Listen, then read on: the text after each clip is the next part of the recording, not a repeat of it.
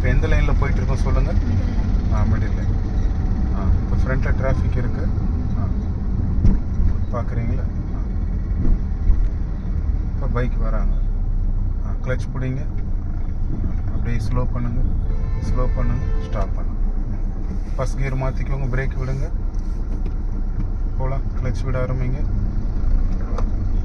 போகலாம். ஆக்சிலேட்டர் கொடுங்க, போகலாம். Speed step by step increase பண்ணுங்கள். இன்க்ரீஸ் பண்ணணும், இன்க்ரீஸ் பண்ணிவிட்டு செகண்ட் கியர் மாற்றணும். செகண்ட் போகலாம்.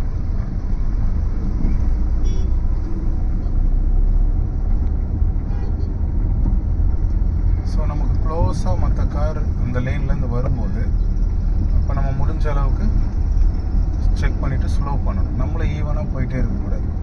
ஆக்சுவலாக அந்த டாடா ஏஸ் ரைட் லைன்லேருந்து இப்போ மிடில் லைனுக்கு வராங்க. போகலாம்.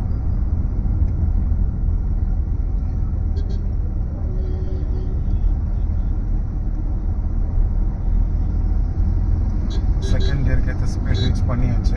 தேர்ட் கியர் மாற்றணும்.